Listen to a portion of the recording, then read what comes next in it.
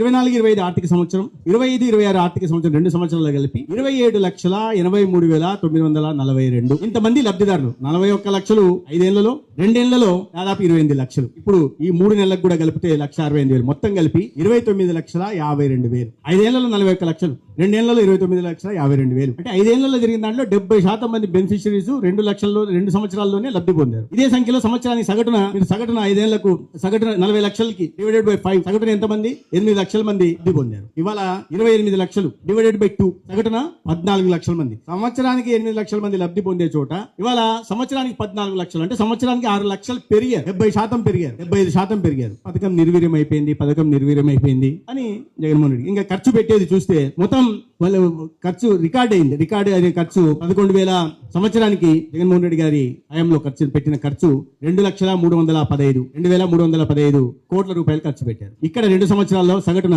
3,805 కోట్లు ఖర్చు పెట్టారు. 64% పెట్టిన ఖర్చులో ఎదుగుదల. ఒకవైపు బెనిఫిషరీస్ 70% పెరిగారు, రెండో వైపు 64% పెట్టిన ఖర్చులో బెనిఫిట్ కనిపిస్తా ఉంది. 5 సంవత్సరాల సగటు తీసుకుంటే సంవత్సరానికి 987 కోట్లు ఖర్చు పెట్టారు.